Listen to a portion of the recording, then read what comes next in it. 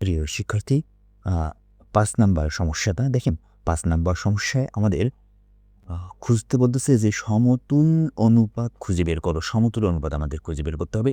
তো সমতুল অনুপাত খুঁজে বের করার জন্য আমরা কি করব? এই যে অনুপাতগুলো দেওয়া আছে প্রত্যেকটারে আমরা সরল অনুপাত বের করব।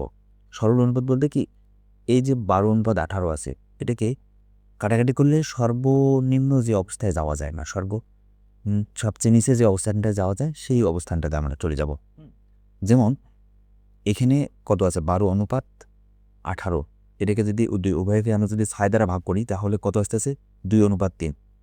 এর নিচে আর এটাকে নামা সম্ভব না বা যাওয়া সম্ভব না। সম্ভব কি বলেন?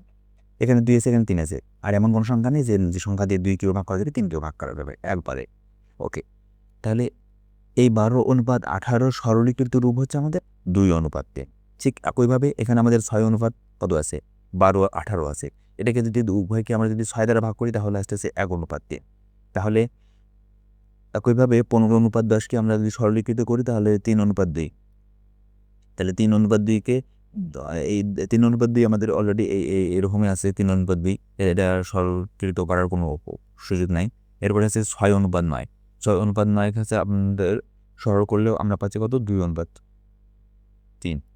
ঠিক একইভাবে 2:6কে যদি আমরা সরল করি তাহলে হচ্ছে যে 1:3 পাচ্ছি। এখন এটি যদি আমরা বিশ্লেষণ করে দেখি তাহলে দেখেন তো এই 2:3 কোন কোন অনুপাতগুলো হচ্ছে? আচ্ছা, এই যে 2:3 এর মাদার অনুপাত আছে 12:18, তাই না? আচ্ছা, আমরা একটু চিহ্নিত করি 2:3। আর কোথায় আমরা পাচ্ছি 2:3? এখানে পাচ্ছি 2:3। তাহলে এর মাদার অনুপাত আছে 6:9। তার মানে আমাদের সরল অনুপাত হচ্ছে কত?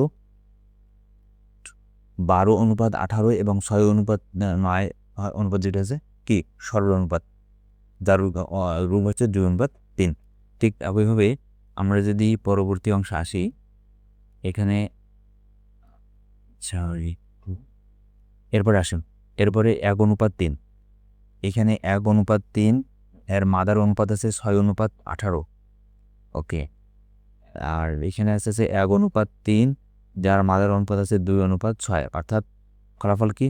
এই যে 6:18 এবং হচ্ছে এই যে 2:6, এই দুটো হচ্ছে অনুপাত, দুটো হচ্ছে কি সরল, যার সরল রূপ হচ্ছে 1:3। ঠিক একইভাবে আমরা যদি দেখি তাহলে এখানে আর একটা আছে 3:2। 3:2। ওকে, এখানে 3:2 হচ্ছে একটা, যার মাদার অনুপাত আছে 15:10। আর 3:2 কোথায় আছে? আচ্ছা, 3:2 আর কোথাও নাই। এখানে আমাদের তাহলে 15:10 এবং হচ্ছে 3:2। 3:2 এই দুইটা আছে মানে সমতুল অনুপাত। হ্যাঁ, তাহলে সমতুল অনুপাতের জোড়াগুলো হচ্ছে আমাদের এরকম।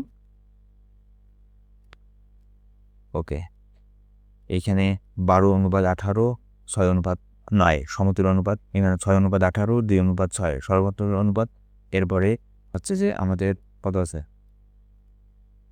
15:10 এবং 3:2 এর আছে সমতুল অনুপাত। এই হচ্ছে আমাদের প্রদত্ত